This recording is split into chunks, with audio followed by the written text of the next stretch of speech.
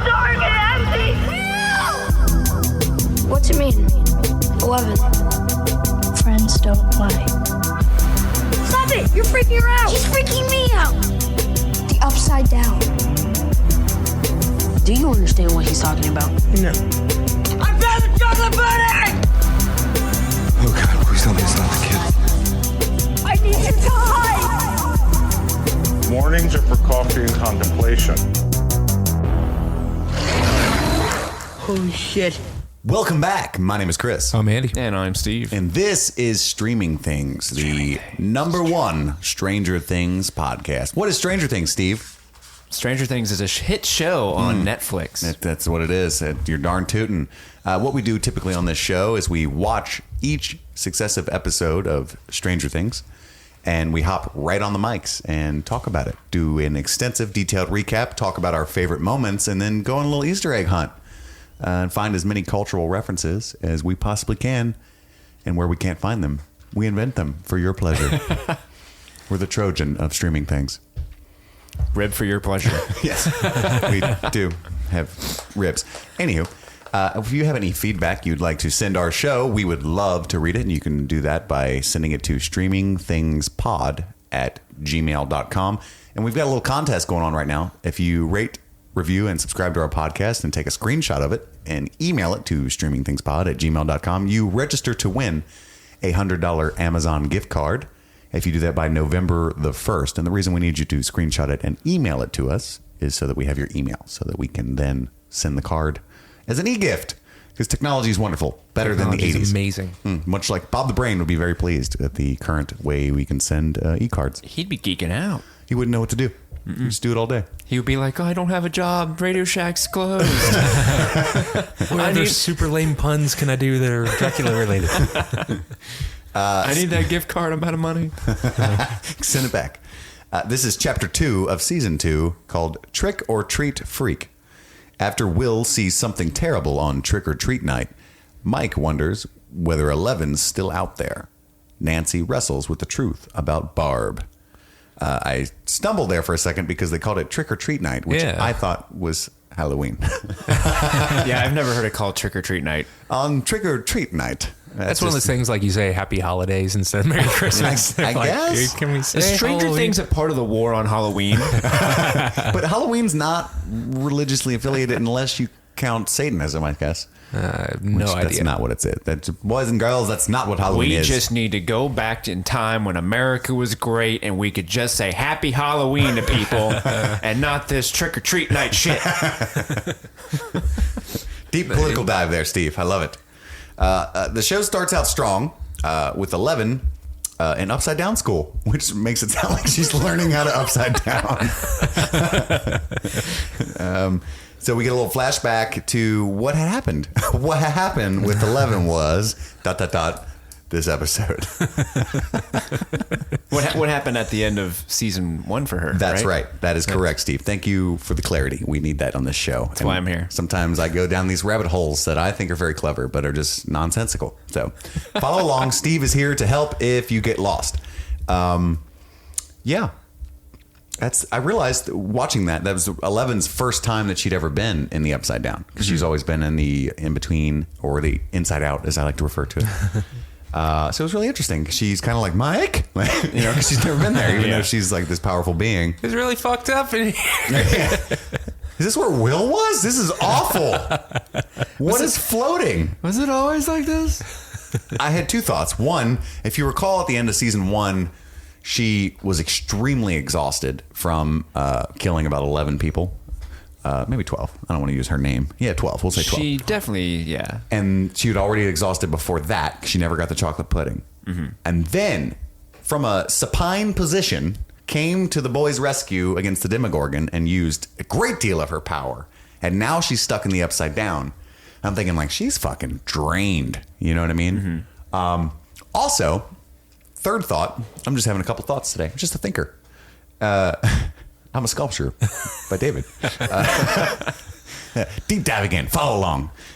So normally, like when she snapped the guy's neck in like episode 3 of season 1, she had blood coming from both ears, both nostrils, and we thought that was cool. I don't think she's ever really had all hole leakage like that with the use of her powers since. I don't think so. No. I think it's just And the I one. won't ever refer to it that way ever again. Please don't. Steve's face. Steve's What's face. what is the amount of leakage that Eleven's going through right now? That's none of our business. So, anywhoozy, she finds a hole to the right side up, which looked a lot like the red window that Will saw his mother through in season 1. And she's able to see, I guess that was some soldiers that were exploring the school after the kids were rescued. And she used a little more powers to clear the bricks away. I feel like she's gotten to a point now, especially in this season, where she overuses her powers. And why wouldn't you? Like, you're a kid. If you have those, I totally would. Like, scratch my balls with telepathically. You know what I mean? That's gay. Or like when I was a kid, I can remember like trying to reach the remote control and it being 7 inches out of my way and just be like trying, like maybe I have powers. And I'm just me concentrating. And then I would just get up. Yeah. Just get them. But We've all tried. she just like moving the bricks. I guess that was something she'd need powers for, but she could have just probably cleared it away a little bit with her hands. Yeah. I mean, why wouldn't you? I would. I started to bitch about it, and then I was like, I totally would do that for sure. So then she gets back through the hole, and she's back in the school, right in the middle of that little paw print there. I love Eleven's business face when she's very concentrated on a power. Normally, she uses it to enact revenge against some sort of bully or antagonist, and that's an epic. But she did it with the brick wall. Like, she had that like sneer and the glare, like, fucking bricks.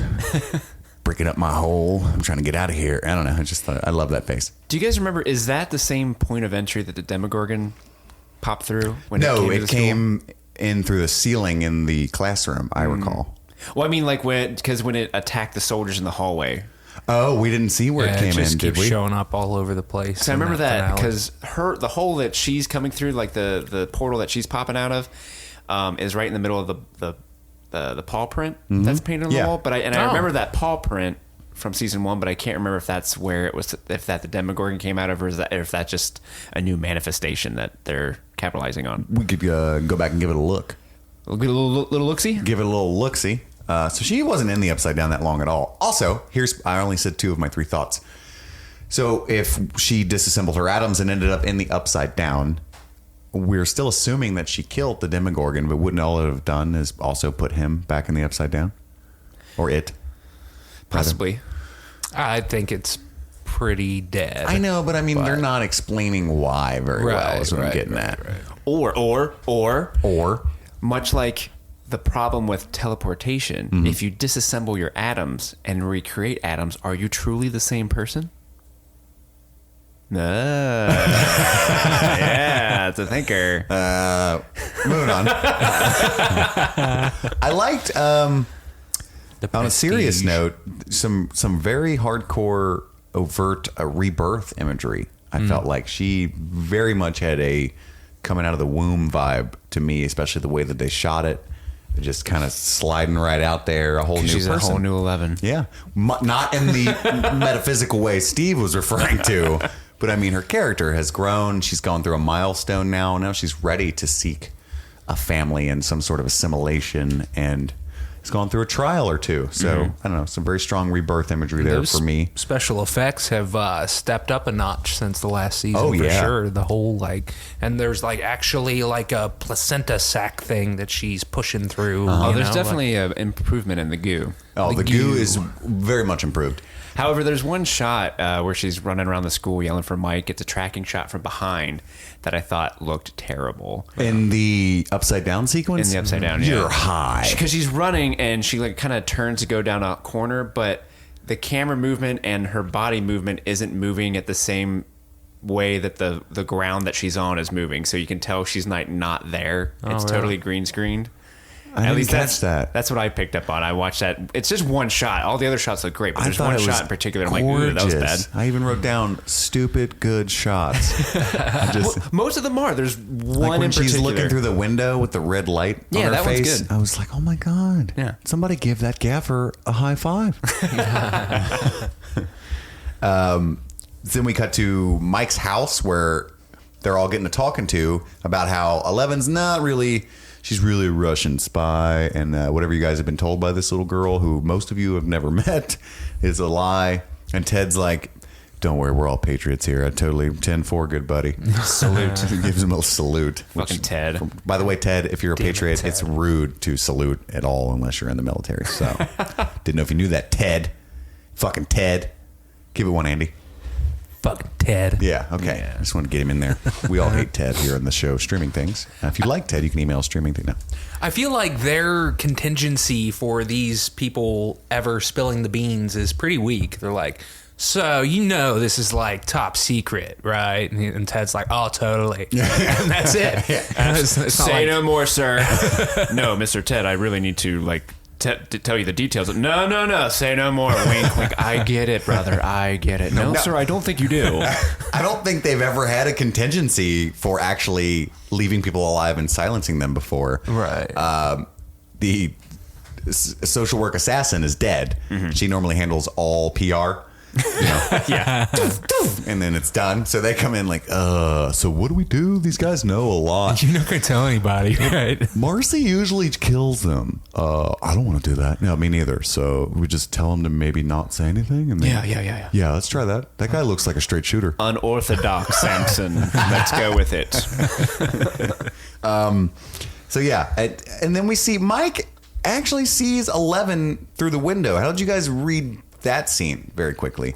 Because it looked like he actually saw her, but maybe he thought he was hallucinating. And Yeah, I wasn't sure how to feel about that either, because it's just like, look away, you know what I mean? Like, it's like immediately all the FBI people are like, oh, there's someone outside. I know. Just fan out. Yeah. Yeah, it's ridiculous. It's like, I didn't know. Did he actually see her? Or was he is it one of those things? Because there's a shot where you see the window, but you don't see her in there. I did. But you do, yeah. Oh, she's do you? there. Okay, I didn't Yeah. see her. I She thought it was just one of those things where is- it's like, I feel her presence. And then I thought maybe he would think that he saw her, cut back to the window, and she'd be gone. Right. But then it cuts to her outside, standing there still, crying. And I was like, oh shit, he sees her. Like they are stare down. You know,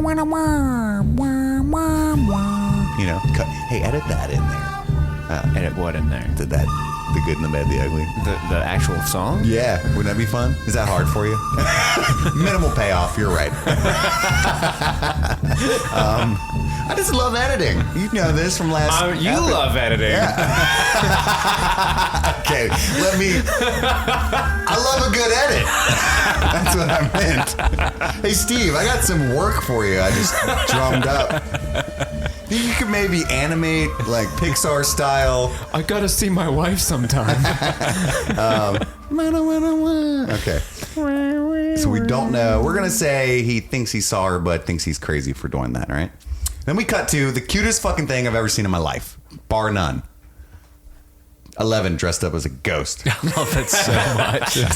She's just it reminds me of kind of like Cousin It from the Addams Family, but just less hairy, way cuter. Yeah. Just standing there, he's like, "Whoa, Jesus, what are you doing? Trick or treat." Ghost. No, I know it's a ghost. It's a French toast is what we're doing here. I like waffles. I don't know if you knew this. And trick or treat. So she's trying to convince Hopper to let her go trick or treating. How does she know about trick or treating? The TV?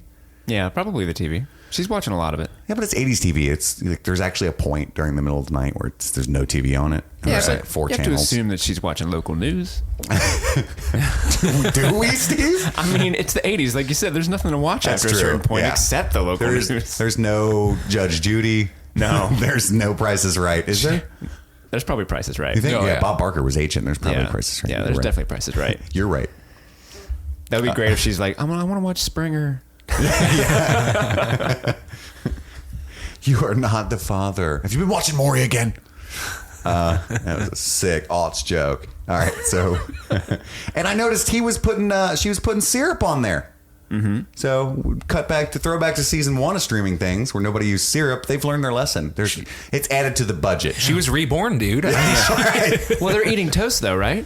It's French toast. French Yes. toast. It's not Eggos. Yeah, So that's true. maybe she wouldn't sully the good taste of Eggo with the syrup, but at French toast, it needs She it. treats Eggos like steak. Yeah. You know, it's an insult to add the flavor to this if it's done right. If they're still frozen, that's done right.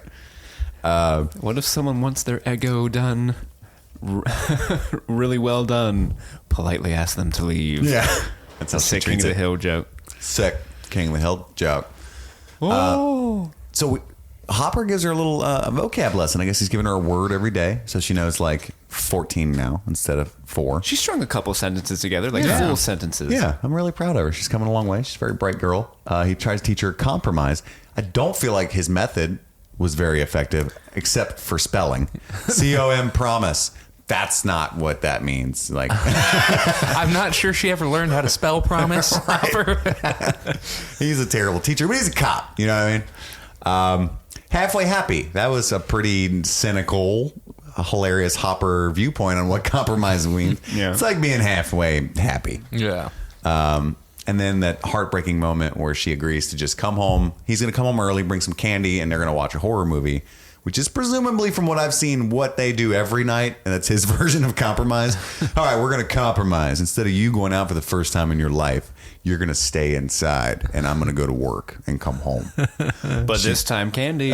She's like, halfway happy? I feel like all the way not happy right now, but I'm trying to learn these words. I did love that a completely adorable hair ruffle that he gives her. Yeah, agreed. I was like, Because they know that we all want to do that now that 11 has hair. now that she has hair, Yeah, that was the vicarious cathartic hair rub. Cut to Will puke peeing. He's very famous for these short urination sessions in this season. We've only seen, by the way, I don't know if you knew this, we've only seen the first 2 episodes, even though we're recording now on Sunday is the first time we can meet up. So we're going to do a couple episodes. They should both drop tomorrow-ish, depending on what Steve's got going on with his wife. So big things are happening, guys. Big things. So as far as we know, most of you are ahead of us now. But the first day, I noticed a lot on the internet, people were commenting on Will's shortness, of urine that I had commented on the last episode. I was like, that was a really short pee. We kind of debated whether they cut toward the end of it. That was a Prostate big thing. problems. Yeah, the upside down just fucks you up. Yeah, that was a big thing on the internet. And so his mom comes in. Joyce is looking for him, and we get a little bit of a Will shouting again. What was the Will call in this episode, Steve? I wasn't counting. No, I think it was like 4. So Steve had this segment on season 1 of Streaming Things where he would count how many times somebody shouted for Will or where's Will. And it came back with a vengeance. We weren't ready for it. It was like, Will's around. Why would they do that? Yeah. And then he's in the bathroom and apparently non-responsive. So Joyce freaks out. Will? Where's Will? Jonathan? I don't know. I didn't see him. Good call back to episode 1 of season 1. Oh, yeah, straight up. I'm like, I haven't woken him up yet or whatever he says. Like, it's dead on. Jonathan's still making breakfast. It was like her worst nightmare. That's all he does. I'm a breakfast guy. I love that she barges in the bathroom on Will. Thank God she did it when she did. If she waited like 5 more seconds, Will's wiener would have been hanging out. Would it have been, though?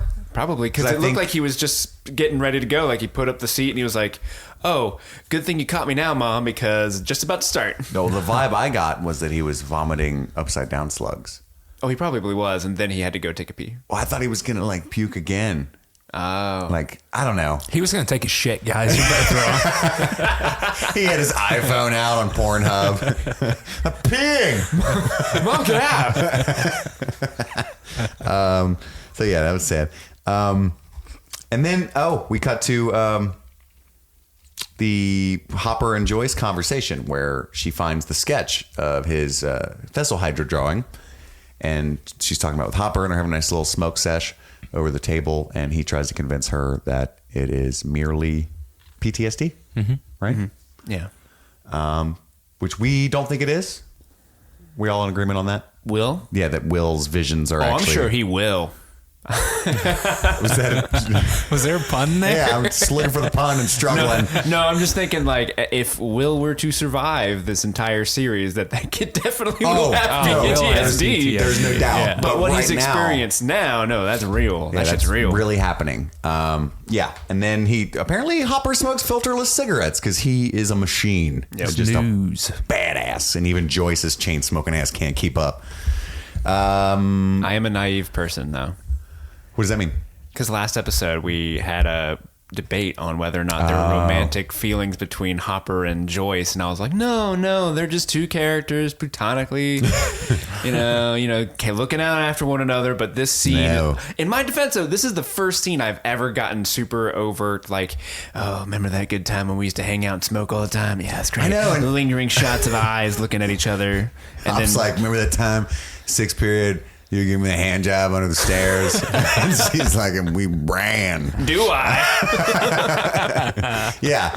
Old naive Steve. I tried to tell you. Believing in platonic love. I still think up until this episode, I was in the right. Just saying. No, They you pulled just a switcheroo on me. You were colored by my knowledge, so you saw what was always there. That's what I would argue. What do you think, Andy? I don't know. I don't think that there was ever any overt like romantic implications in any of their character moments up to this point. Like they're too busy. He's busy like detoxing off of Xanax and trying to deal with the loss of his child, and she's trying to find her missing child. And so there wasn't a whole lot of room for gooey eyes and hand job remembrances. So I don't know. I feel like What there's about only gooey hand jobs? yeah. I feel like there was only two options, guys. There was, or I'm a genius. And I'm cool with either of those. I know that might be a false dilemma to you. Or there wasn't, and then this season they're like, how do we extend the story? Love triangle, here we go. Just happened to. So it's a coincidence? I'm sticking with that. No, I mean, there was overt backstory. Lonnie disliking Hop, which gave us the impression that they had a thing. Joyce and Hopper back in the day. Like I said, Hop's a lonely single guy. Joyce was a lonely single mom. Neither of them are like unattractive. I'm more of a Joyce guy myself, but I'm sure many people are attracted to David Harbour. And I just think, that's the way the world works. Cookies crumble. Chris is like, just give credit where credit's due. Come on. Then we cut to the mom photo montage. All of them taking pictures of their children in Ghostbuster outfits. Which was so awesome. Very adorable. Very well done. Endeared me to all of their parents, and especially Lucas's family. His sister's like, what? He's got a sister. It's looking, yeah. So that's the first we've learned of that. Looking on like nerd. When your sister, who's got to be 8 or 9, is giving you shit about your romantic or lack thereof, your love life. Your love life, then you're hit. That's what I think. But I love how their mom scolds her. Like, what's the sister's name? Do you remember? no. She says her name. She's like, shh, be quiet. Like, this is a thing. This is an ongoing thing. That yeah. Lucas's sister is always like, bringing home girls yet? Nah, probably not, because you're a loser. Who was her? Which struck me as a little odd. I think of the group, Lucas is the most He's got the most game. manly, Yeah, for sure. He's got the most game. And then they show up to their school with all their costumes on. And nobody else is wearing one, which was hilarious. Andy, this is up his alley. He loves other people's discomfort in movies. Like, that's the funniest shit in the world. Or even in real life. Like, if I shit my pants anywhere in public, I call Andy immediately to give him a laugh. Anything awkward that happens to me, I'm like, at least this will please Andy. So he was dying over there on the couch. It's just one of the, I've had so many of those experiences in my life. It's just seeing myself in something else, you know. But he turns and looks at the bus of everybody getting out. And at first, I'm like, what is it? Like some girl's about to walk out. And then he's like, we're the only ones that dressed up. Walking down the hallways. When do people make these decisions? Dustin's hilarious. That's probably my favorite joke in the whole series so far, because I remember that happening. Like, that was 7th grade for me. You dressed up and nobody did? I dressed up. Not a lot of people did, but I remember 7th grade being the year of me just constantly walking around going, when do people make these decisions? Why are there clicks now? I don't get it. Why does everyone seem to know what's going on? I have no clue. Yeah, it was. I think this season might be funnier So far, yeah. than last season. We kind of glossed over it, but the whole I'm supposed to be Venkman, you're Venkman. Why? Like that whole discussion of who's what Ghostbuster. Even that is a hilarious discussion. Yeah, making Lucas the black one. I'm glad they did that. They went there, and it's very true. You know what I mean? True to heart with how things happen, especially in rural Indiana. Yeah, and they did it very well. Nothing off color about it. Can you edit that in the drums with the anyway? Yeah, it's just the whole vibe there is great. Do you think it's moving a little slower though? I mean, I'm very much engaged, but when you said it's definitely funnier by this point than this point last season, I mean, at this point last season, there's multiple deaths, way more mystery. There's a missing child. Things seem to. And maybe have more time for character work now, which I'm game for. But yeah, I think it's taken its time this season. I think you're right. It definitely is doing a slow burn. I mean, this season does have one extra episode too. Yeah. So they might have more time to play with in the long run. Oh, there's 9 episodes this time? I knew that. Yeah. I do my homework. So, yeah. And then, I skipped ahead. This is where Hop and Joy discuss Will in the sketch. She had just found it earlier. Don't let the people know. Hey, man, I saw the look on your face, and that's why I started stuttering. Like, Steve's disappointed. And I can't handle this. I wasn't disappointed. I was like, shit, where are my notes? I know. You're like scrambling on the paper. But anyway, we already talked about that. But yeah, apparently they had taken him to a doctor in Chicago, and he at least researched one in Boston. And then they decided, you know what? Let's save money. Let him go back to this terrible, torturous place that we know does evil things, Hawkins Laboratory. That's where the best work's going to be done. It's just they're going to be cool about it this time, right? I just don't understand. Hop's like, okay, you want to take him. You don't trust the doctor that works for the people that are behind every miserable thing that's happened to us this past year, or drive him all the way to Chicago once a week. I mean, the gas, am I right? It's like 80 cents a gallon. This is insane. And from Hawkins, which is an imaginary place, it could easily be, what, a 2-hour drive? Mm-hmm. Yeah. It could. There also could be some implications about their "quote unquote" deal with the government. Like, it's better if they stayed there so Hopper can keep an eye on them and he can protect them. Whereas if they go to Boston, who's to say that the government's not going to be like, "Ha! Swoop in, grab the kid and child and mother and Joyce, Grab the child." Plus, grab the child." They didn't have that song yet because it's the 80s. What song? What song? I think I'll go to Boston. I guess I'll start a new life. Get my son tested. Is that Jefferson Airplane? Yes. So, and then Hop tries to tell her, like, look, Joyce, nothing's ever going to be the same. Always the realist. Almost to the point of cynicism. But he's got some experience in this with his daughter dying and his wife leaving him. Like, things will get better, but you will never get what you had. Halfway happy, Joyce. Ooh. COM promise. I blew the mic. That's how impressed I was with Andy there. And then we get some video footage of the Upside Down. They send in Shepard 2.0 with apparently some very early remote camera technology, unless he was just carrying a camcorder I missed. Bob's in the back like, fuck yeah, how's it working there? It's really... Bob's supplying him with the camera equipment. I got the real distinct impression that was an Easter egg, the way that they were shooting the in and out video footage, but just couldn't hack it myself. Yeah. So, yeah. I mean, that definitely establishes that the lab has some sort of, I don't know, research facility or something that's in the Upside Down that blew a fuse, so they're changing the batteries on it. And so that's what causes him to review the footage of Will talking about the storm, because clearly there was some sort of electrical surge that broke their equipment. But what are they doing? What is that equipment? What does it do? And why is that powering everything that's on the right in the right side up? Like, right. They're still, in the normal world, and everything powers back on. It's like, guys, there's an outlet right here. They could be probably experimenting with energy from the Upside Down or something. But that's something we didn't talk about from the last episode we missed. It was very important, was the overweight, like, Jurassic Park guy, the one that steals the embryos and, with the whipped cream can Dennis guy. Nedry guy. Yeah. He didn't say the magic word. That guy. He reminded me of him. He's just sitting there with his fucking headphones on, eating Cheetos, while he's protecting, like, perhaps the top government secret in the world at this moment, and all the lights and shit going on the alarms. And we never talked about that. So apparently all that was something was tampering with the power source inside of the Upside Down. And Paul Reiser seemed very worried when he was reviewing the footage of his interview with Will. I got this distinct vibe that he didn't want to finish the interview because that part where Will says, did you think the creature was going to kill you? And Will's like, no, it's going to kill you, motherfucker.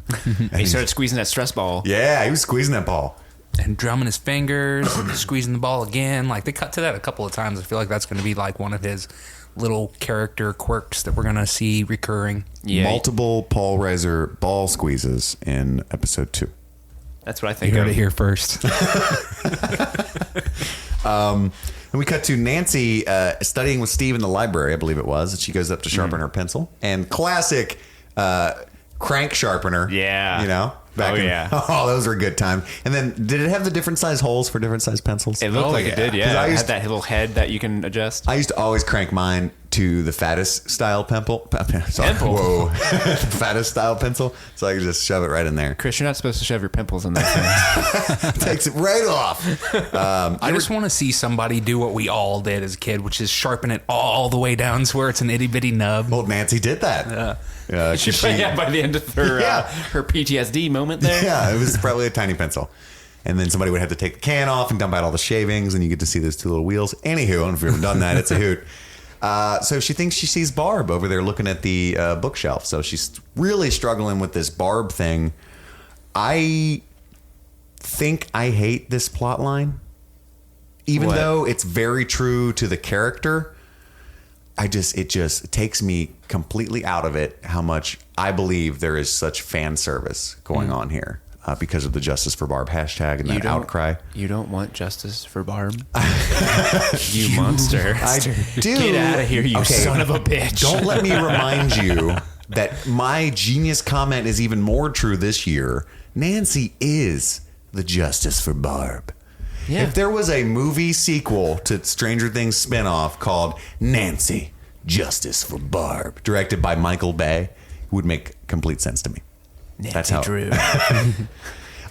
know what I mean? She even says a line that just echoes the public sentiments, and it was so blatant that it just took me out of it. I'm sorry, fans. I just am. She's like, she was nominated for an Emmy. Yeah, she's like, everyone just forgot about her. You know what I mean? And like, I don't know. I still like it because this season, at least in the early goings on, seems to be the big focus of it is everyone dealing with last season and like they're dealing with this PTSD. Like that's a big thing that they introduced. Will's got it, Mike has it, Nancy has it. Like everybody is like fucked up from the last season. I kind of like that they're actually addressing these issues of these young people who like are just messed up by it and they're trying to figure out how to live their life. And I mean, this is a later scene earlier, but Nancy goes on to talk about like, I hate how everyone's just pretending and like nothing happened. And sure, that's something that would happen in a small town. I think like if like, oh, we found the kid, Barb ran away. I would hate it if this was her season arc. Like it's all about coming to terms with Barb and like finally telling her parents or something. Cause that would just, it seems like a wasted character, but yeah, I mean, well, I don't think they could possibly do that because Nancy was the fucking badass of season one. You know what I mean? She's still going to be the badass in this season. I think so. Like she's just, she's a violent person. I mean, even in the trailer, there's that shot of Hop throwing her a rifle and she's like, well, I got it, motherfucker. So I didn't see that. She's going to be the badass still. Yeah. Well, unless they threw that clip in as a misdirect. It's actually been thrown to Jonathan. Well, the part that really, I mean, the fan service, it's fine. And if it led them to inspiration for what is a very true feeling and sentiment for her character, that's fine. But what made me furious is that Steve, who we have already seen, has a tremendous arc. He's still arcing, but it's got a nice cogent to it, or whatever the fucking math term is. But he says the same fucking thing. He always has the same plan when it comes to Barb. And it's driving me insane. Like, why is he that ignorant? Is he just a terrible person? But we know that he's not. So the first time she goes missing, when they get in that first argument, he says, can you not mention the drinking? Because I don't want my dad to be upset. Very insensitive, right? That's strike one. Strike two, but she didn't even get upset, but I did. He goes to apologize and make amends for being such an insensitive prick for not thinking about Barb. It's like the next day. And he's like, I'm really sorry, I forgot about Barb. Everybody talk like I got something to say. But anyway. And he's like, can we just go see a movie? He tries to ask her on a date after apologizing. And then this time, she's mourning Barb again the day after they go visit Barb's parents. And his plan? What's fucking Wonder Boyfriend say? The third time she breaks down about Barb. Anybody? I'll say it. Can we just ignore it and have a party tonight and be normal teenagers just for one day, even though I say this every single fucking time you say this? I think it's okay, though, in this context. I think it's okay because it shows, like, yes, he's part of the problem. It sets up that they can't say anything because the government's got them under its thumb, and that's his concern. And so he doesn't know what to do, so he goes back to his old bag of tricks, and then in the end of the episode, it blows up in his face. Yeah. And it, like, that's the first time it actually like really blows up in his face, and I'm interested to see where that goes. That's true. I guess when I wrote the note about how angry I was, I hadn't seen at the time. It looked like she was, swallowing it. So because she does hug him back. She's like, okay, yeah. She's like, all right, good deal. I've never thought of that before, Steve. His concerns, we are stupid teenagers. his concerns are kind of valid, though. Like, she wants to be the whistleblower, and rightfully so want to tell Barb's parents about the fact that her kid's dead. They should stop looking. But he is right. Like, that's so cynical. Like, your kid's dead. Quit looking. Save your money. Right. Well, don't sell your house in order to pay the I think you guys should adopt Chicago Sun. But he does have the fair point. Like, they're gonna kill us if we go tell people. Like, are they though? Both their assassins are dead. They're not as patriotic as Ted, bro. I mean, that's true. Zero salutes on either of their parts. So then we cut to Lucas and Dustin attempt to talk to Max. It doesn't go very well. First, they decide to do it after class and after a hilarious exchange. And then later, when they finally do approach her, it goes horribly wrong. And Dustin, he makes a solid effort for a 13-year-old. I think the word presumptuous was thrown. Yeah, a couple times. And he's like, yeah, we decided our group's a democracy. We're going to let you trick or treat with us. What an honor. Yeah. And he's totally oblivious to her wit and sarcasm. So she does seem a little taken by them, even in this scene, though.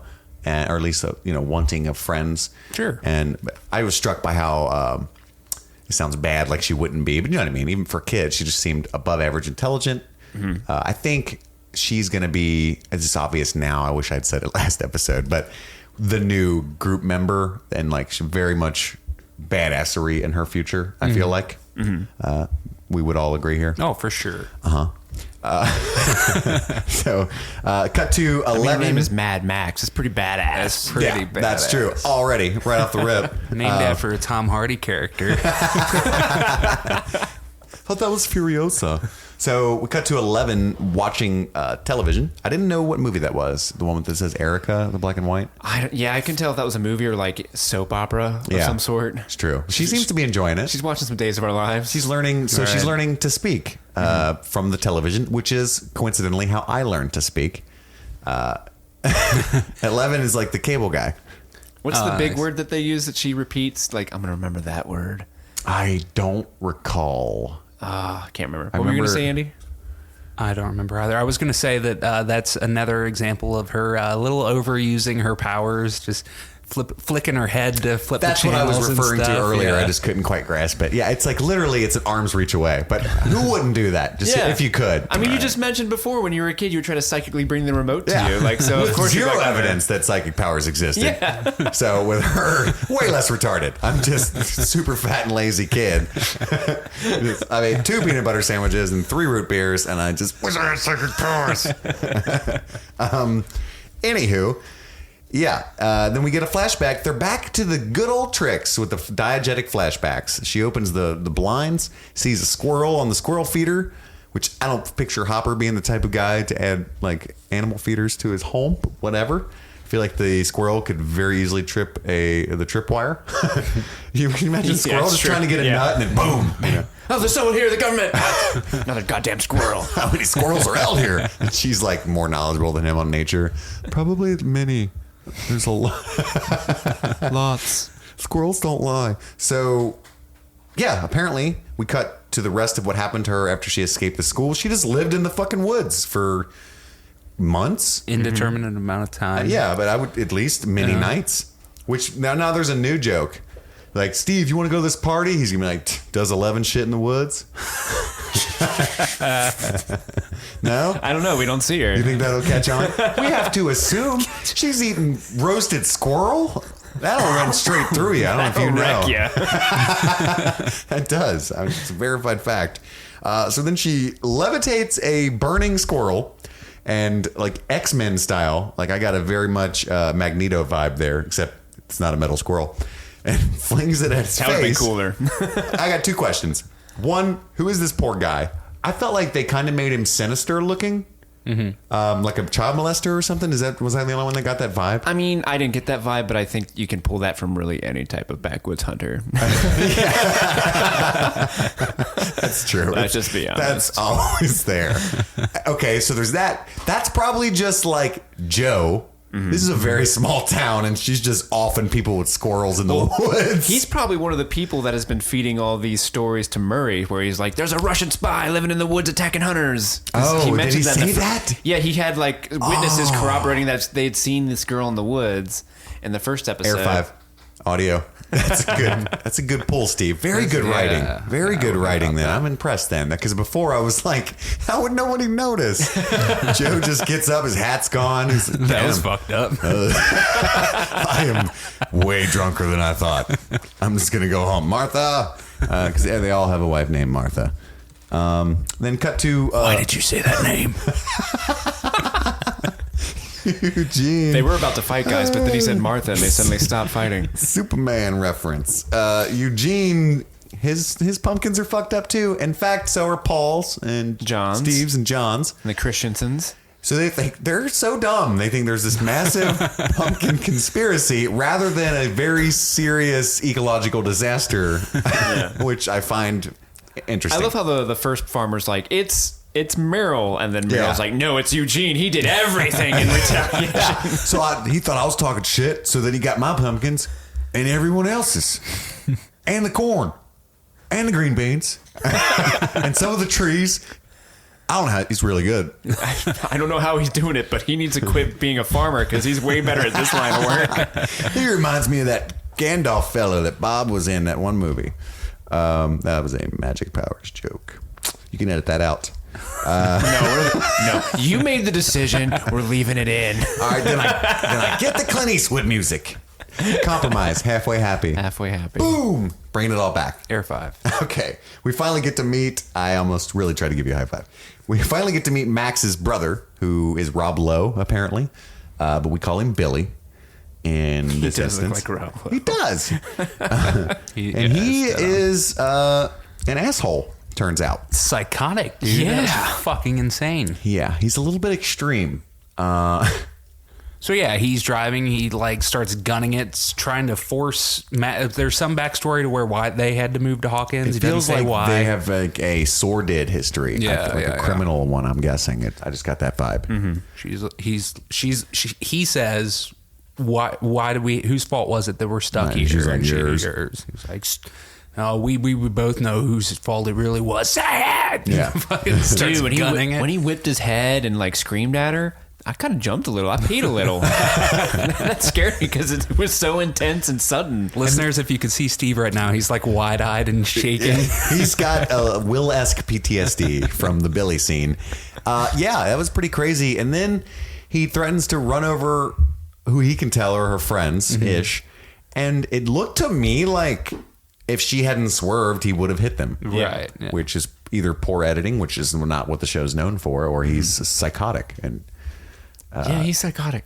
looking forward to more of Billy and seeing what's going on there. Looking forward to that. That nice, swell young man. So then we cut back to Hopper forsaking his promise to Eleven by going pumpkin investigating, and he split up his police force of 2 people, the sociopaths that we know and love, to help investigate with him. I love the phone call that he makes to them about what's going on. He's like, it might be poison, just to make sure you don't touch it without gloves.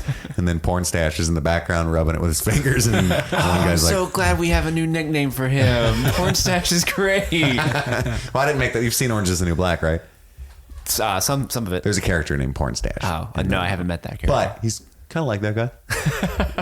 Definitely sociopathic. I don't understand the plan there. He's like, you got any marker flags? It's going to be a long night. And just walk around and plant little yellow flags next to everything that's dead. Like, I thought for sure they were going to pull back and there's going to be like a pattern to all the little flags like being a planted. sign, even more signs. I mean, there might be. We haven't seen the result of that action No yet. aerial shots yet. Andy, you putting a flag on that prediction? We're going to get an aerial shot of this farmland? Little yellow flag. You got it. Okay. It's in the shape of a smiley face. What's the message? It says, sorry, love Demogorgon. My bad. It's Steve-O with the thumbs up from Jackass. Anyway, Jonathan and Will, that's the next thing we cut to in the car. He's dropping him off to go trick-or-treating, and they have an argument over whether or not Will can go alone. He's really tired of being stuck under everybody's thumb, even though he's currently slipping in and out of the Upside Down at all times. A little too early to strike for independence. That's all I'm arguing there, Will. But I get it. You're a kid. And Jaybird's just like, you know what? Yeah, you go ahead and go. I'm really horny. I think I'm going to go to this party. I think you're going to be fine. So 9 o'clock, 9:30? No, 9. Andy called him Jaybird. It's catching on. I wrote down Jaybird. You're making. I hated it, but now I love it.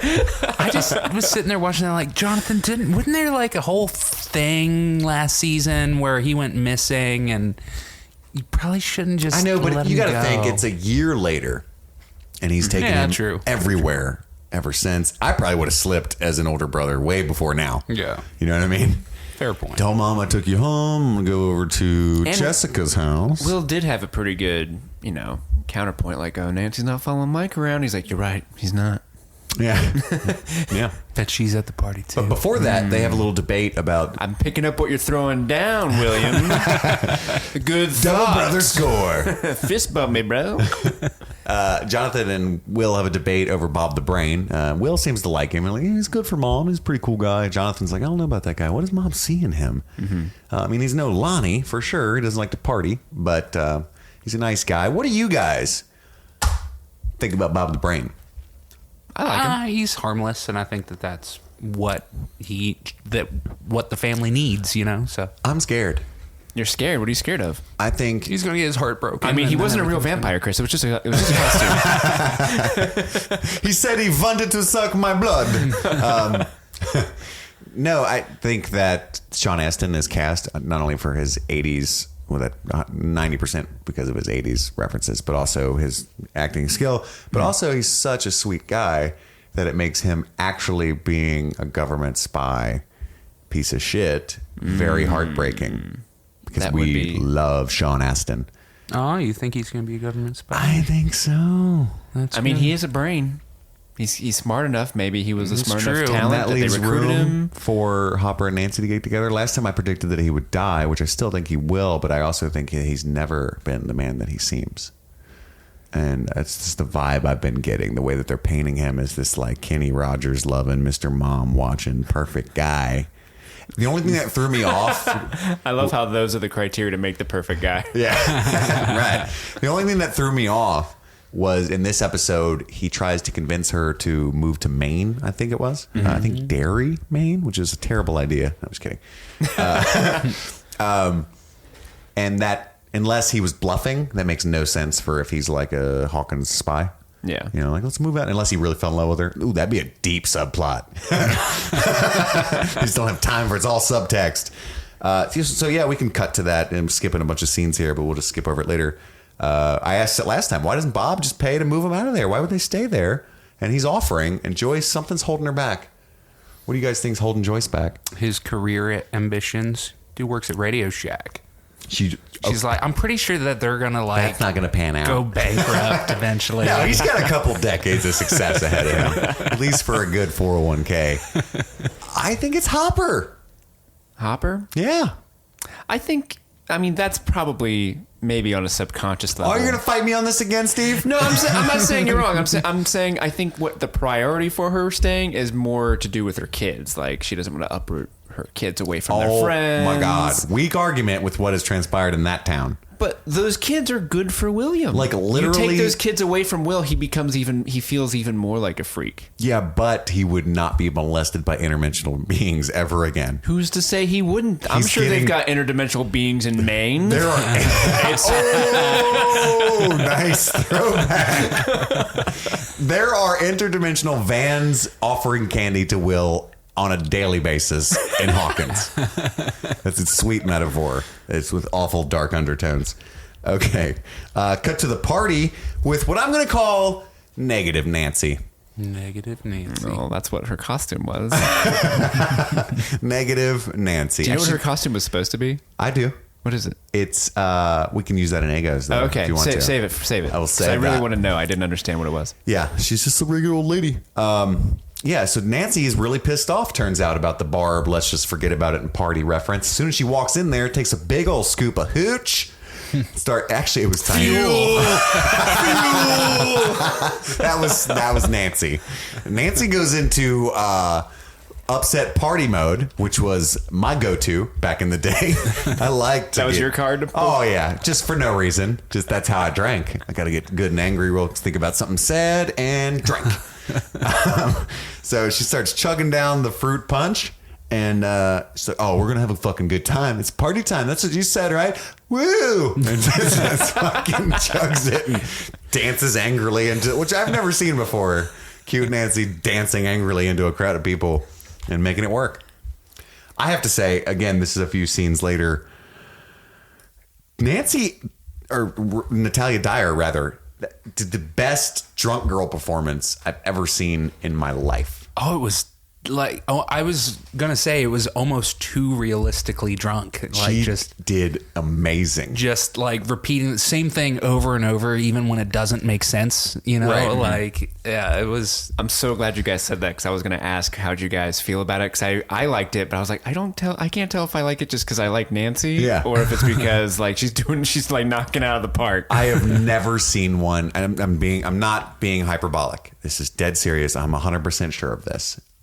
In my life, I have never seen someone pretend to be drunk so well, ever.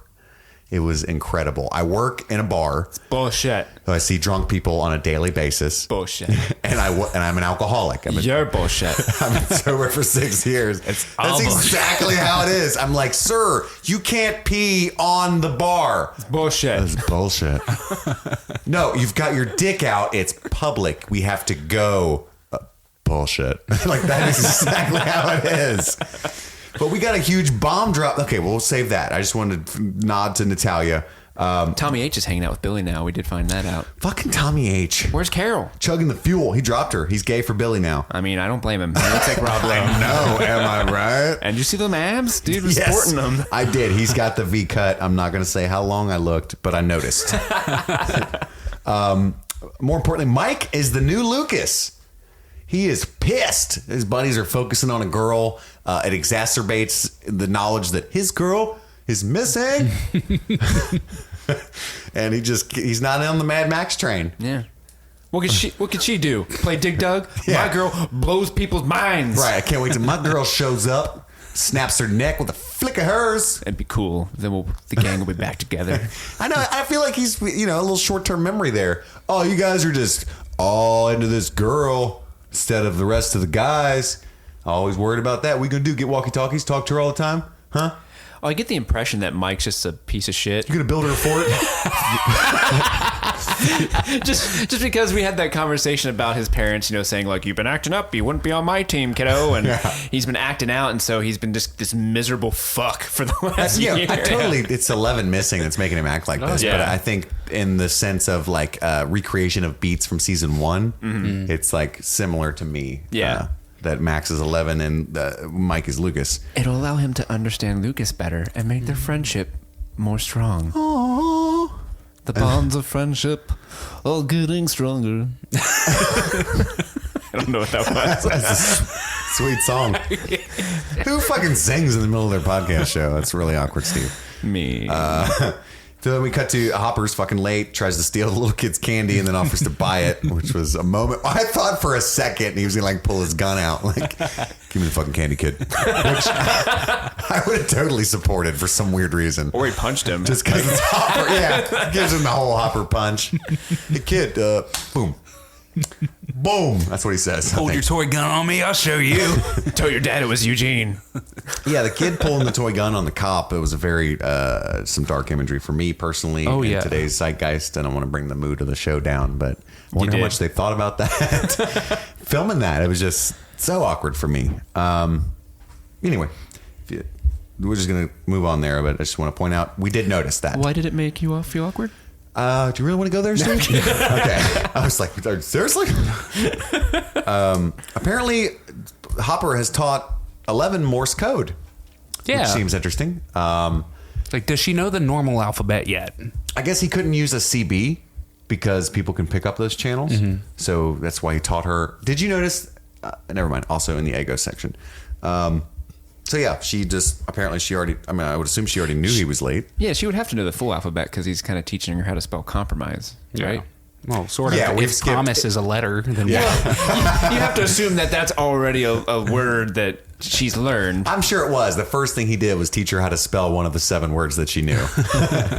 This is how you spell friends. Yeah, this is friends don't lie. And mouth breather is actually 2 words. Is it? I don't know. It'd be a hyphenated word, if anything, right? Then he has to go into the whole thing about what a hyphen is. Then he's got to teach her how to spell that shit. No, that's an M dash. You know what? Then Will gets lost during his trick or treating, and I was really pleased with how they did that. So he's like, these people, trick or treat freak, and like kind of shock him, which makes it very PTSD esque. When the older kids freak him out into the upside down. But I loved how they edited that. He just fell over, and then as his back hit the ground, it just turned everything into the upside down. Then he wanders around for a bit. The longest stint I've ever seen that he gets stuck there, and I was thinking, it lost me for a second because I was like, dude, if I spent 6 days stuck in this place thinking I was never going to get out with these crazy monsters, and they shoved this fucking 4-foot long slimy phallus down my throat, and I get stuck on the wall for another day, but I would be inconsolably freaked out once I got back to reality. You know what I mean? And if they cut back and that motherfucker's just like, oh, I'm cool, sorry, I'm going to be furious. Just had a moment. But he's like having a seizure and like unresponsive. And I was like, okay, thank you. Some realism here. I love it. Right. Duffers are smart. I don't know why I doubted the Duffers. Don't doubt the Duffers. I want to know like what's actually happening to him in the real world while that's going on. Like, did they just see him running? Yeah. Get to go high? Screaming Mike. That's what I think. He's wandering because he was in the exact same spot, right side up version, when they woke him up. So I think he's just wandering around. What if he just got hit by a car? Right. Because there's nothing in the upside down, but the world's a moving in reality. So that'd be awful. What a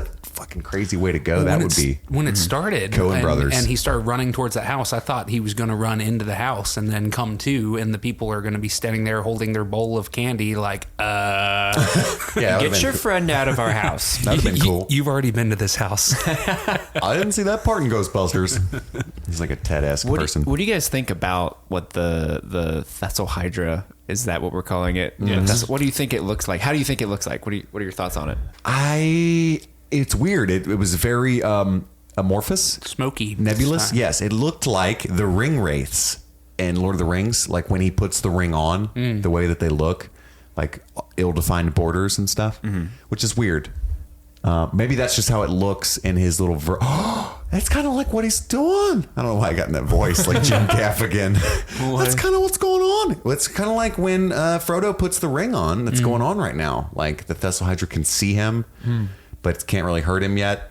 But it's like putting him in that dark world as it's merging. So that's kind of the vibe I get, that he's Shadow Realm. Yeah, he's connected to the Shadow Realm, and everything can see him. It's like a locator point. But you know what I'm saying? Yeah. Totally. Yeah. So that's what I think. That's what's going on. I think in reality, the Thessal Hydra will be defined like the Demogorgon was. It's just the smokiness is just his hallucinations. And there's also like a distinct noise that he keeps hearing. Yeah, it's like it's like a more mysterious sounding cricket chirping. But he's like always looking around, and then the Thessal Hydra comes out. Is it the same thing, or is it like, I don't know, some sort of? Is it completely different? It sounds like the little dinosaur that kills the guy I was referring to earlier in Jurassic Park. Compsognathus? When he's trying to hook up the winch. Is that what it's called? What? Oh, the Dilophosaurus. I thought you meant the Lost World Jurassic Park, the little itty bitty ones. No, the Dilophosaurus? With the... Are you a dinosaur guy?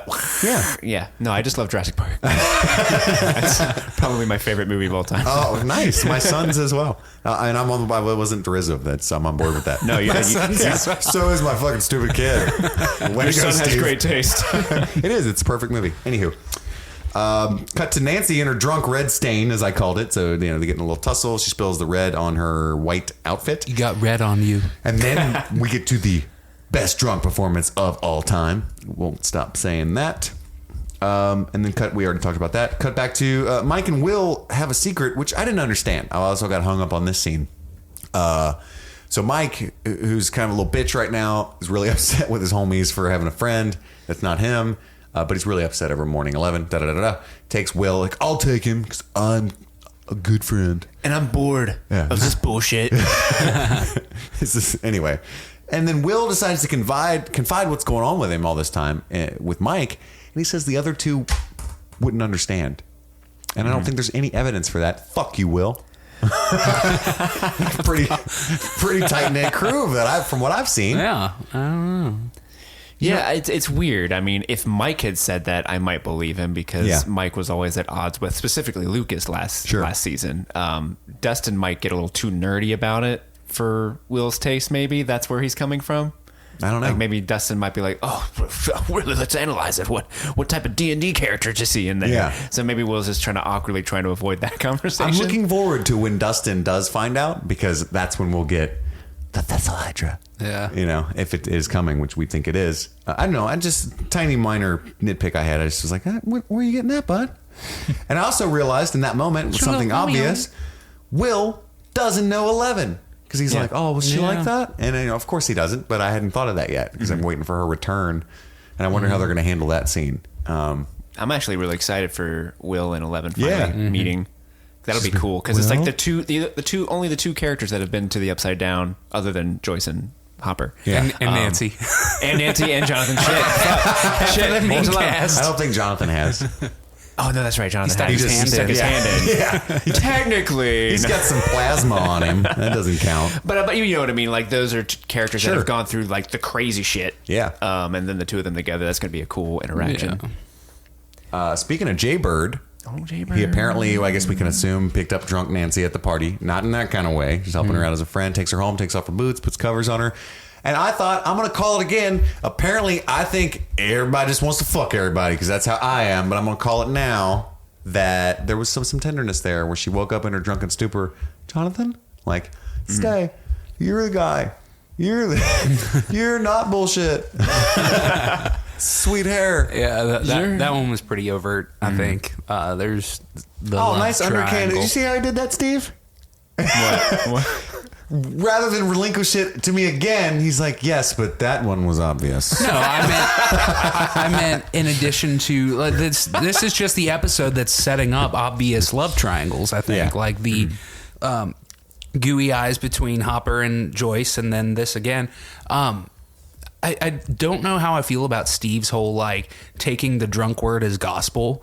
Like, what, you don't love me? And she's like in the corner puking, like, blah, and he's like, yo, I'm out of here. Like, where's that common phrase? Especially, I remember like when I was really young and in high school, people would be like, well, you say what you mean when you're drunk. Yeah, for sure. And Steve's probably buzzing too, you know, so he's very. And also, he's a teenager, and when that would be hurtful. Yeah, when it's your first love, he's gonna kick the door down, and he's gonna go listen to some Dashboard Confessional if they were around at that point. But they weren't. But. What's the equivalent in the 80s, Steve? The Cure? Oh no, Morrissey. He's gonna put on some Morrissey. Oh no. Yeah, old Jaybird had a moment. Good thing he was there. I don't know what the fuck would have happened to Nancy. She would have ended up with Fuel Guy. Where were her parents? Like this strange kid. Have they met Jonathan? I guess they're asleep. He just carries they know who her Jonathan in. is. You know how Karen and Ted are. Once they get upstairs, they're like, shit, we can't follow.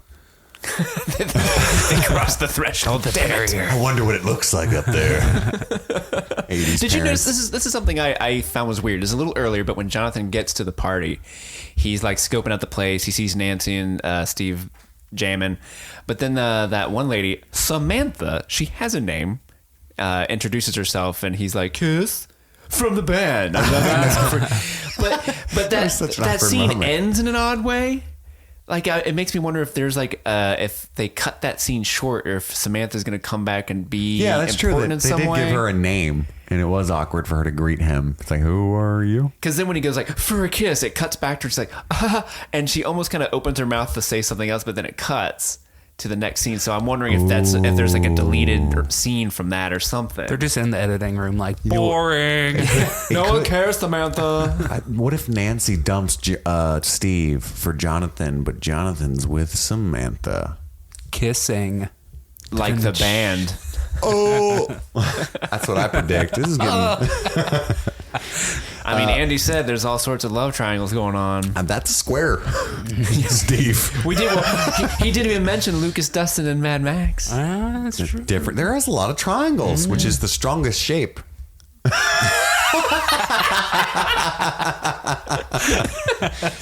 Really? Is it now? When analysis goes wrong. Go on. Speaking of really clever, you guys ready for this one? We got to Nancy is just Jane watching Channel 11. Huh? Hey.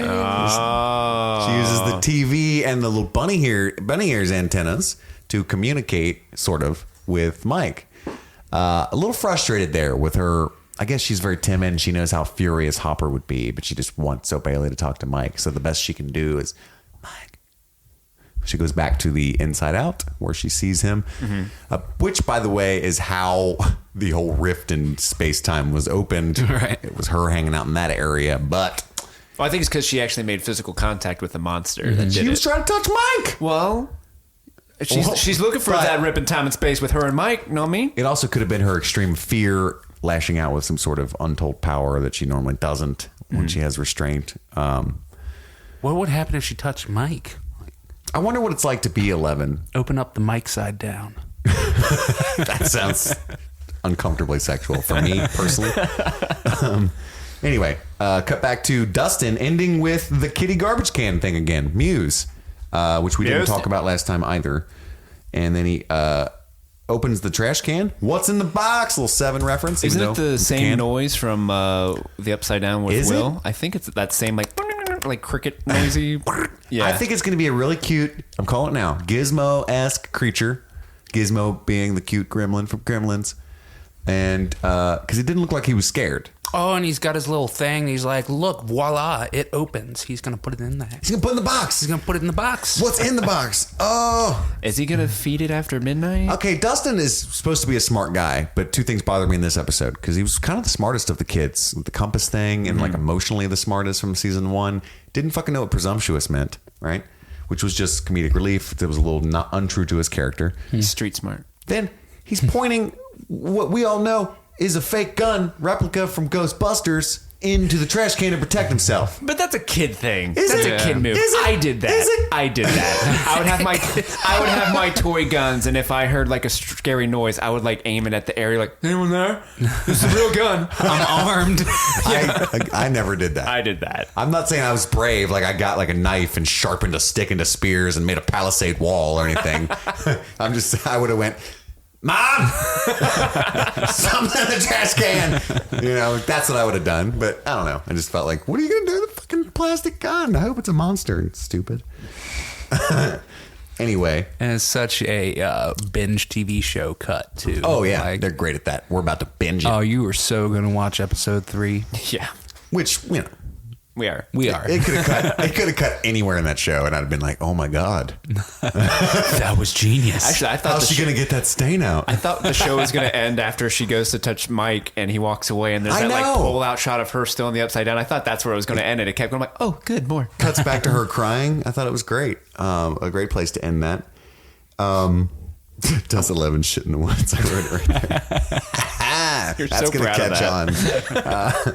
on. And then one quick correction from last episode, not a correction, but just furthering on a rewatch because I had to watch it with my son because I'm a terrible father of episode 1. I no longer think the opening sequence is a bank because they're not carrying any money, referring to Callie and the other warrior boys. Number 8. Yeah, number 8. I don't think it was a bank. That's just all I'm going to say on that. What do you think it is? I don't know. Some sort of research facility or government institution, Library. which would make her less evil, right? Because she didn't hurt anybody with Yeah. the falling rocks. That wasn't real. Which she either is so advanced she could choose to make it real or not, or that's all she can do. But they haven't yet hurt anybody. They didn't really steal anything. Yeah. There's no evidence that they're even bad at this point. And that makes sense. They're a ragtag, diverse group of people who are trying to stick it to the man, Sure. trying to get that government agency Absolutely. and expose the truth. Kind of like, what's that, Greenpeace, or the people that like break into government testing facilities and let loose all the... Like PETA? Is that PETA? I don't think so. That's the actual organization that helps animals, like legally. But helps, quote unquote. you know, the crazies in PETA. Yeah. It's like sub PETA, you know, the underground operation. Some pita. Pita bread.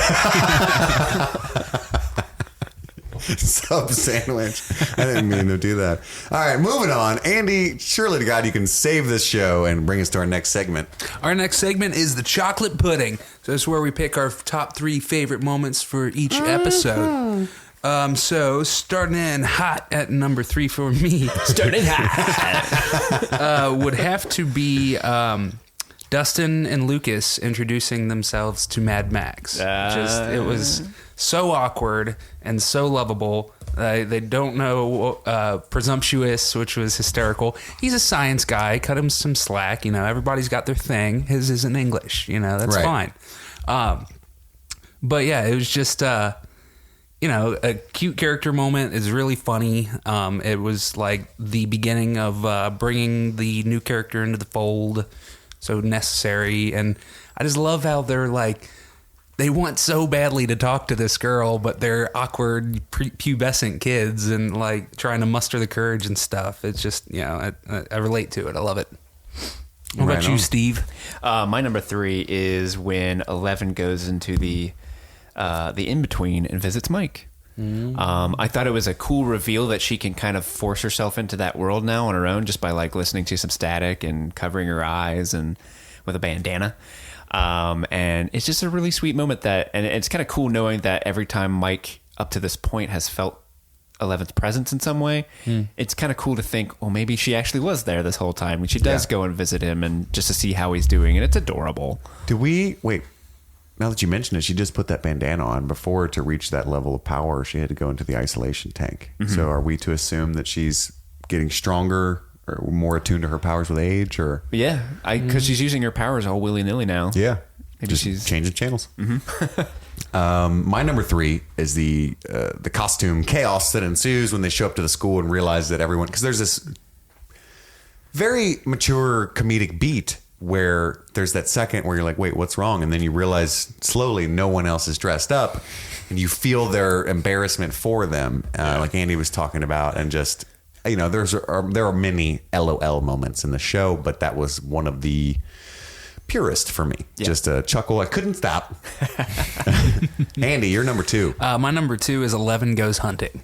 When they have the diegetic flashback when she sees chipmunk or squirrel, I guess it's a squirrel. She sees that, and then we cut back to 11 trying to survive in the woods. It was just such an epic, because I knew that she would, when they lingered on the shot of the squirrel, that she was going to kill it somehow. But when it just launches like 30 yards and slams against this tree, I literally went, "Oh fuck!" Yeah, you did. Like, while we were watching it. Andy had an outburst for sure. It was just like a damn moment for me, and yeah, it was epic. She's such a badass. Yeah. My number 2 is actually your number 3, Chris. It's the costume shenanigans. Pretty much the point where they get to school and have the argument about the Ghostbusters, like who's who. Yeah. Up through, I keep glossing over that. Up through when Dustin's in the hallway. Are you a huge Ghostbusters fan? Because you knew all the names. Yeah. Oh yeah. Love Ghostbusters, and I love that argument they had specifically about Winston. Like, when nobody wants to be Winston, it's like, yeah, no one does. You're right. For all the reasons that they mentioned. Winston He joined the group late. He's not a scientist. Yeah, he's not funny. Winston's the Hufflepuff of the Ghostbusters. Oh, that's an insult to Hufflepuff. It's an insult to Cedric Diggory and his memory. Are we all going to act like Hufflepuff's cool right now? I am a Hufflepuff. Is that what we're doing? Oh, I'm sorry. I'm a Hufflepuff, damn it. Okay. Haters gonna hate. And Huffer's gonna huff, which sounds like I mean, I like Winston, but if there is no comparison, like the other 3 are way cooler than Winston. So I love like everything from that moment to when Dustin's in the hallway, like, when did people make these rules? Like that's such a pure, like you said, it's pure, it's funny, it's probably the funniest joke to me throughout the whole series, and I can relate to it. Like I mentioned earlier, like I relate to that moment so much. Which is what makes it so funny. Yeah. You're going to call the nerds. Yeah. I know, the moms are taking the pictures too. We forgot to talk about that. That was adorable. Who are you going to call? Say, and Mike's like, no. I'm not doing it, Mom. God, I'm miserable fuck now. My number 2 is also squirrel hunting. I just loved it. It you know, shocked the hell out of me with the squirrel, and the way that it was shot, the sound design when she uses her powers, because I don't think I've ever seen her use her powers off screen like that, except maybe when she caught Mike from the cliff, and that wasn't the same thing. So it just like, you know, and then just thwap. good noise for the And we squirrel. learn a lot about Eleven. She's a survivor because she ran into the boys as soon as she escaped Hawkins' laboratory in season 1 in the rain, and she was like very much, I don't know what water is. I'm going to die looking at that moment. You know what I mean? So wet. Oh, uncomfortable. Oh, there's tiny people in front of me now. That's weird. I don't want to go back. All I know about are Coca-Colas and cats, and that you're neither of those things. And now, you know, she just immediately wanders out into the woods, starts cooking squirrel. How the fuck do you start fires? The hunter dude walks by, she knocks him out, steals his coat. I know, so gangster. Oh, we get another da-da-da-da-da video. Andy, you make this one. Steve's busy on the Clint Eastwood soundtrack. Andy, you're number 1. My number 1 is absolutely 11 wants to go trick-or-treating. It's just the most adorable scene the show's any show has ever had. Hopper has a heart attack when he turns and looks at and sees the ghost, and he's like, oh shit, and she's just like, ghost, trick-or-treating. It's just the cutest thing ever. What about you, Steve? That's my number 1 as well. Yeah. It's such a good moment for Hopper and Eleven. It really solidifies their new connection as the father and daughter relationship that they're taking on. Like you mentioned, the ghost thing is adorable, but even more so, I love his little, like, he teaches her compromise. Like, I'm sorry, kiddo, I can't do that, but I still love you. Ruffle her hair, and then she gives him that look that she gives him back is just kind of like, yeah, you all right, Hopper. I'm really jealous now. I wish the ghost was my number 1, and I'm glad it's not, because you both have time. that. You both have that. So I'm going to give it this one just to highlight it. Mine was the opening sequence, 11 in the Upside Down. Because fuck Steve, I think it was an incredibly shot sequence. It was just that one shot was bad. That's like the entire reason for it, and he just poking holes in it.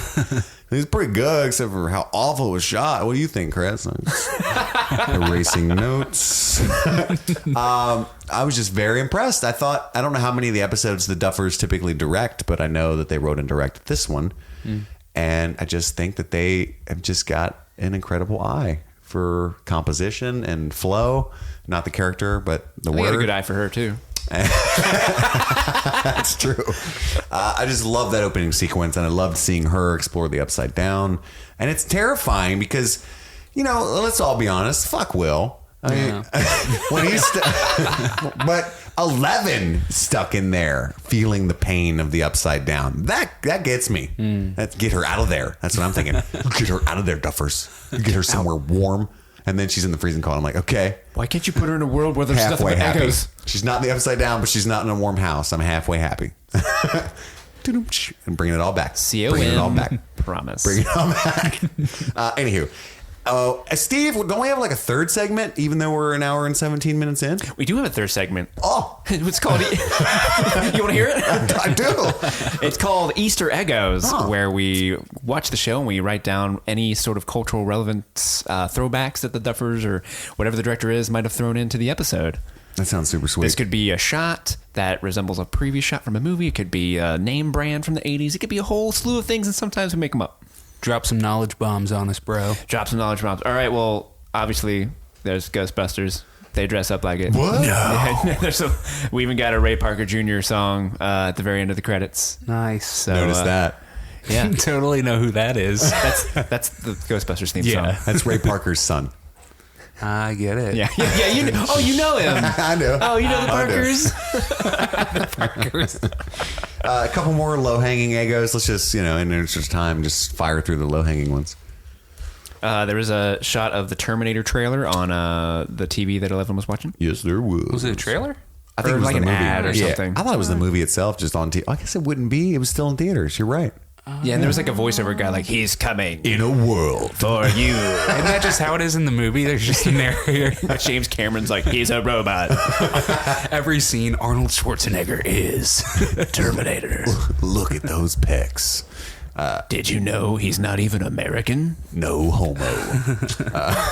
Anywho, He's Austrian. Let's see here. We get the return of Tommy H in this episode, and he is dressed up as a Cobra Kai. Cobra Kai. What's guy that? from What's that? Karate Kid. It's okay. the bad guys. What? Oh shoot! What's the blonde kid's name in Karate Kid? I don't know his name. I don't remember. But he's the bad guy kid. He's the kid that he fights at the end. or whatever is the Zach? actor's name. No. Anywho. We lost Andy to the upside down there. Just remember, Andy's really smart. He recognized that was Tommy H. But there's a couple of noticeable costumes in there. We see Mad Max is dressed up as Michael Myers from Halloween. When Will is walking and gets scared into the upside down, one of the kids is dressed up as Jason. We get all kinds of horror iconography in this episode. There are some other costumes. There was a Pippi Longstockings. There was a Wonder Woman. I didn't see Wonder Woman. Yeah, she was in the when the drink gets spilled on Nancy. She's in the background behind Nancy. She didn't even help. No, she's not wonderful. Or inspiring of wonder. No. I saw a mention of the Viewmaster, which was the metaphor that Will uses to explain how he kind of journeys back into the upside down, which was this little clicky things he used to use as a kid. Radio Shack mention from Bob the Brain. And his bright future career. Yeah. The Tom Cruise poster in Nancy's bedroom and the Halloween costume of her, Steve and Nancy.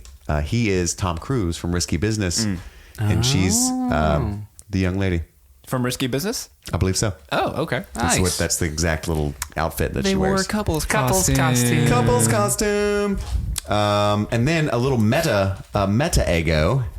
The Morse code machine, whatever the fuck that is. I don't know. Andy, your Heathkit Ham Shack. Heathkit Turkey Shack. It had 11 on it, which I thought was cute. Channel 11. Nice. Yeah. And I got some deep dives whenever you guys are ready. When the farmers are complaining about the pumpkin poisoning conspiracy. you got a farmer one? Yeah, one of the cops says it's our very own Chinatown here. You stole mine. Porn Stash said that. Yeah. Like the Roman Polanski movie? Mm-hmm. Nice. Yep. Nice. Yep. Steve, you got one still? I'll just go through the songs that I picked up on. That'd be great. We had Wango Tango. Wango Tango. by That's the when Nuge. Billy went crazy, right? Yep. Ted Nugent. Yeah. I fucking hate Ted Nugent. I fucking hate Ted Nugent too, but you know, his music is okay. Then we've got a Shout at the Devil by Motley Crue during the first party scene. Islands in the Stream by Dolly Parton was playing. You're a huge Dolly Parton fan. This one was not covered by the White Stripes, so No, good on you, Steve. Can't hide anymore. I actually picked up that it was Dolly Parton just because she has a very distinct voice. Sure. And I only know the name of the song because it popped up in the subtitles. I'm like, I'm writing that down. Hopefully no one noticed that one. And then I actually legit love this song because it's stupid. But the other party Girls on song was Film? Girls on Film by Duran Duran. Yeah. Girls on Film. Which is porn or what? I guess. Yeah. Girls on Film. That is a good song. I'll dig it. I'm digging it. Can you dig it? There was one other couple's costume. I forgot my note here. There was a Raggedy Ann and Raggedy Andy making out outside, which I thought Was there a pretty- Raggedy Andy? Yeah. Hell yeah. Hell yeah. Get it, Andy. I think there might have been a Poltergeist reference with the Snowy TV, but I just always do that on the white noise on televisions and this show. But, you know, the way that it was framed with her head In like front of the TV. enraptured with it, you know, I just Yeah. got that serious vibe. And I had Dustin's mom fresh in my mind. Yeah, you did. So I did some deep digging, guys. Sort of. At one point, when he's threatening to run over the gang of our protagonists, Billy says, might get some extra points. Da-da-da-da-da, which is in reference to a 1975 film, Death Race 2000. Where the whole point of the movie is that people run people over for points. I only know that because my mom was a sick lady and she used to drive me to school And like if an old lady crossed the street, she'd be like, "Oh, extra points." I do that too, but I never knew where that reference came from. And that's where I asked her one day, like, "Mom, where's this like killing people points thing coming from?" Death race, bro. It's like Death Race 2000, motherfucker. Have a good day at school. I love you. And then Let's rent that from the Blockbuster. so we were talking about the car that Billy drives last episode. It is I don't know what it is, but Mad Max's car in the movie is a V8 Interceptor, which is made to look like a Ford Falcon. And I bet you your salt, or however that expression goes, it's kind of zoned out there. Bet your salt. I think so. In the winter, that car is a Ford Falcon. I wondered that. I wondered if that was a Mad Max car. I haven't seen the original in years. Does he have a bird detail on the hood? I don't Because know. he should. Because Falcons are sweet. Pretty badass. And that is all of the Eggos that I have. Only other ones I have when Will is describing to Mike what it's like when he's flashing back to the Upside Down. He describes it as like being a Viewmaster that's stuck between slides. And that's one of those little 80s toys where you hold up to your eyes and you click it and the little thing spins. Andy, I don't want to burst your bubble here. This is really awkward. This is awkward. We had a long conversation about that during this segment. Did we really? No shit. Yeah. What the fuck was I doing? Oh, I was reading that Raggedy Andy thing. I'm sorry. I completely blanked on. Okay, well, my last one. All right, here we go. Did you guys know that the car was modeled after a mouse? When the fuck did you say that? We talked about the whole thing and when it happened, and then It was the last time Chris went. Wow. Oh, my bad. Andy listens really well. So my last one. in his ears. My last one is 11 hiding under the fallen down tree. I think is a nod to Lord of the Rings. When the kids are hiding from the kids. the hobbits are hiding from the ring raids. Those rascals. Not just from the movie, but like even like the cartoon back in the 80s. They did the same thing. Oh, that's true. I wonder how much they're pulling from that now that Sean Astin's there. The shadowy. I don't know. Maybe two Lord of the Rings references in this episode that don't have to do with Sean Astin.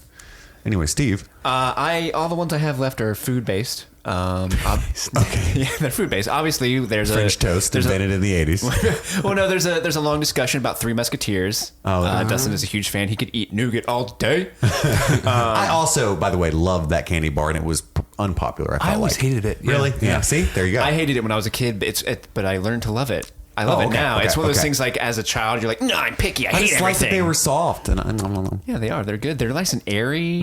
It's got a nice little puff to them. Yeah. But I also noticed one of the ladies who hand out candy. She got a big old tub of Smarties. Is that what those were? I thought they were York peppermint patties, which I thought was strange. Is that the lady that says exterminators? Yes, yeah, that's Exterminators later. Yep, she's handing out Smarties, and also right before 11 visits Mike, when she's flipping through the TV, right before she gets to the static channel, there's a commercial like Oreos, America's favorite cookie. I want to know what the commercial was. It was like, did somebody say bacon? I want to know what that was too. It had to be like. I wonder if it was like Wendy's or something. Wait, yeah, some sort of burger joint, obviously, but like fast food. Yeah, I was just, running through my fat childhood memories. I'm like, did McDonald's ever have bacon on a burger? I don't think it did. I had everything on that menu. Dogs don't know it's not bacon. That's the bacon commercial. I remember. Also, before 11 was watching Frankenstein. That was the movie she was watching. Nice. The old black and white Frankenstein. There you go. Erica. That's the name she kept saying. Yeah. That's all I picked up. I love when she had her little, she's like repeating the lines back and like they say something in a British accent and she's like. Aghast. Aghast. That's the word. Yeah, that was the word. Yeah, but she's actually British. Yeah, so it's she's funny. actually British. She just talked normal for a second. That was really good, 11. I think that brings us to our close of There's chapter one 2. thing we should talk about though. Should we? beforehand. Yeah. What is it? Charlie breaking up Heaton with got me? in the news. Oh, this yeah. weekend. Breaking news. Breaking Stranger Thing news. This just in from Steve. Authorities are saying that Charlie Heaton. No, apparently he tried to fly to the States. He's from England, so he flew from London, landed in America, and he got detained briefly because he had traces of cocaine in his luggage. Traces? Just traces? Well, it said traces. Oh, so it just said some dust? They picked up some cocaine, and they couldn't hold him because it wasn't enough to go on. 'Cause But he's Charlie but fucking Heaton. But they made him go back to England. Aw. So they're like, you got trace of dust, kid. Turn your ass around and go back to Go England. get some more. Well, you know, it's school rules here, kid, in America. Bring enough to share, or you don't bring any. It's American way. Send the man back to England for some nummies? Come on now. I know. He was just going to numb up in the flight. It's Charlie Heaton parties. Who knew? Jonathan's, maybe he's doing a little method acting, a little too dark. Jay Bird. Jay Bird. He's hitting the powder. Yeah, it's cocaine. Isn't that what they call it in England? Sure. So send your thoughts and prayers out to Charlie, who may like to party. Coke. Charlie Sheen. That's what we're going to call him. Sheen and... All right. He's winning. All right. That brings us to it. And that's a solid end, I think. That is just about as strong as one can go at. Charlie Sheen jokes. Thank you so much for listening. We apparently cannot keep an episode under an hour and a half. Good thing for you folks, because you love listening to us as long as possible. Hopefully. If you love listening to us, if you're still listening, somehow, you can rate, review, and subscribe to our podcast. That would be great. We'll give you $100 if you win. You got to screenshot it and send it to streamingthingspod@gmail.com by November 1st. Just a little quick reminder about that. 100 bones. 100. And then you can just email that same address if you have any feedback whatsoever. We'd love to hear it. Yeah, that's all you've got with us for... That's just butchered. That's so bad. Are you doing a Nancy impression right now? Yes.